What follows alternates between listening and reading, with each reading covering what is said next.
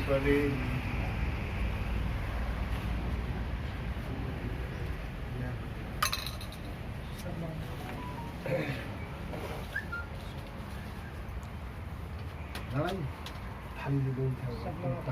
सब करवा दो भी अपनी सरकार मानते थे भाजपा को, इसीलिए हम लोग लगातार भाजपा को समर्थन करते आए हैं। 2014 में भी और 2019 में भी हम लोगों ने नरेंद्र मोदी जी को पूरा समर्थन किया।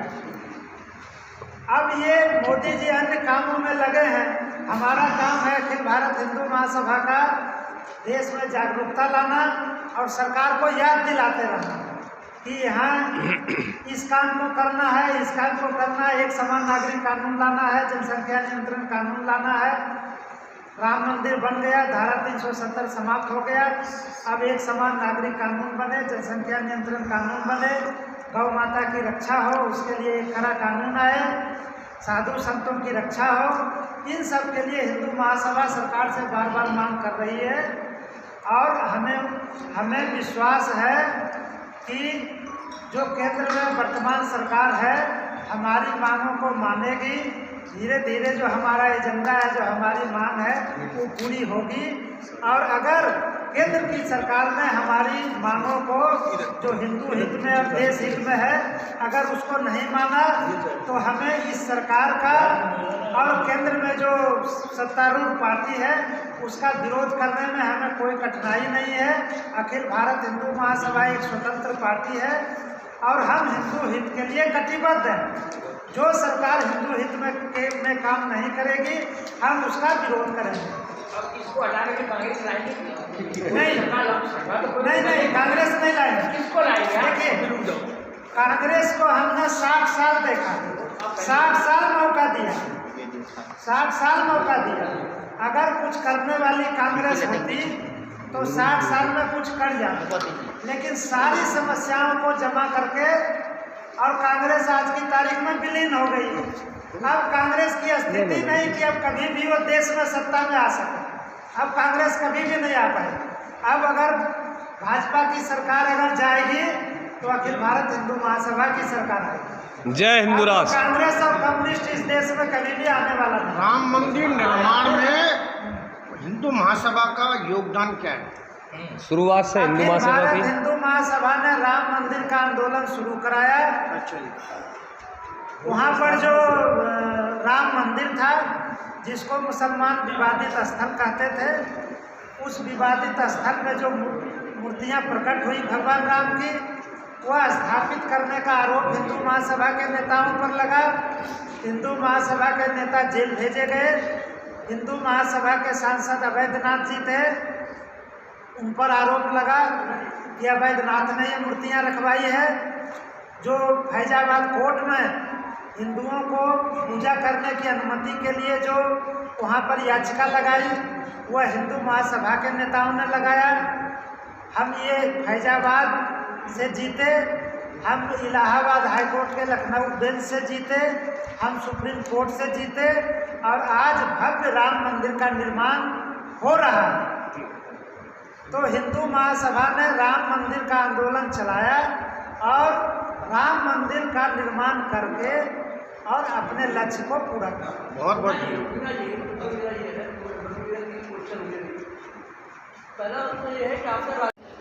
ये हमारी मांग।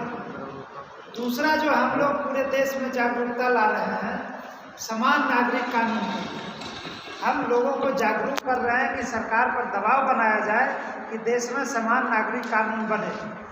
आज 74 साल हो गए देश को स्वतंत्र हुए, लेकिन अभी तक भी देश में एक समान नागरिक कानून नहीं है। हिंदुओं के लिए अलग नागरिक कानून है, मुसलमानों के लिए अलग नागरिक कानून है। मुसलमान 4 विवाह कर सकता है, हिंदू 1 विवाह कर सकता है। हिंदू सरकार का जो नारा है हम दो हमारे दो, उसमें विश्वास करता है। और जो मुसलमान हैं उनको सरकार से नारों से कुछ लेना देना नहीं है। वो कह रहे हैं हम दो और हमारे कम से कम 10, ये उनका नारा है। तो हम सरकार से बार बार ये मांग कर रहे हैं, सरकार पर दबाव बना रहे हैं, पत्र दे रहे हैं, सभाएं कर रहे हैं, प्रेस कॉन्फ्रेंस कर रहे हैं कि सरकार एक मजबूत जनसंख्या नियंत्रण कानून लागू करे इस देश में, और एक विवाह और 2 बच्चे का कानून लागू किया जाए।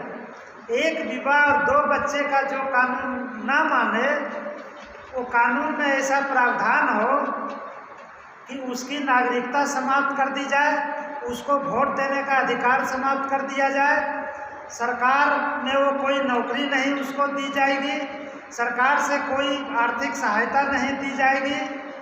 इस तरह का कानून बनाया जाए। अम्बेडकर जी ने तीसरा जो हम काम कर रहे हैं वह गौ माता की रक्षा के लिए। अभी 74 साल की स्वतंत्रता के बाद भी गौ माता की रक्षा के लिए केंद्रीय स्तर पर कोई कानून नहीं है। कई राज्यों ने कानून बनाया है, कई राज्यों ने कानून नहीं बनाया है। इसका परिणाम क्या हो रहा कि जिन राज्यों में कानून है गौ हत्या को रोकने का, उन राज्यों से गौ माता को चोरी करके और उन राज्यों में ले जाया जा रहा है जहां पर यह कानून नहीं है, और वहां बड़े स्तर पर गौ माता को काटा जा रहा है। और दुर्भाग्य की बात है कि केंद्र में भाजपा की सरकार होते हुए भी बहुत बड़ी मात्रा में गौ मांस का निर्यात हो रहा है। ये हमारे लिए शर्म की बात है। हम मोदी जी से, भाजपा की सरकार से, केंद्र की सरकार से मांग करते हैं कि गौ माता की रक्षा के लिए केंद्रीय स्तर पर कड़ा कानून बने। एक समान नागरिक कानून बनाने के लिए संसद में कानून पारित किया जाए, और एक विवाह और 2 बच्चे के कानून के लिए संसद में शीघ्र ही कोई नया कानून लाया जाए। इसके अलावा आप देख रहे हैं कि हमारे देश में हिंदू संतों का अपमान हो रहा है। अगर कोई हिंदू संत हिंदुओं में जागृति ला रहे हैं, हिंदुत्व का काम कर रहे हैं, तो उनको धमकाया जा रहा है, उनको मारने की धमकी दी जा रही है।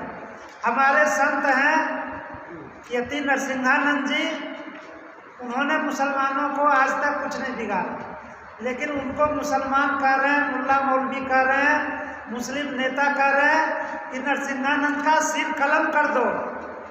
मैं मुसलमान मुल्ला मौलवियों और मुस्लिम नेताओं से कहना चाहता हूँ कि कमलेश तिवारी की हत्या तुमने की, तुम यति नरसिंहानंद जी का सिर कलम करने की बात कर रहे हो।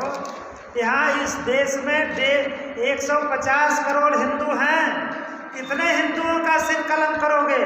अगर सारे हिंदू अगर हिंदुत्व के लिए खड़े हो गए, सारे हिंदू अगर तुम्हारी जाति के खिलाफ खड़ा हो गया, सारे हिंदू अगर तुम जिस प्रकार से आतंकवाद फैलाए हुए हो पूरी दुनिया में, उसके खिलाफ अगर 150 करोड़ हिंदू खड़ा हो गया, तो तुम कितने के सिर कलम करोगे? इसलिए अखिल भारत हिंदू महासभा इन सिर कलम करने वाले सभी नेताओं, मुल्ला मौलवियों को चेतावनी देती है कि इस तरह की आवाज़ बंद करो, और सरकार से मांग है कि इस तरह की बात करने वाले मुल्ला मौलवी मुस्लिम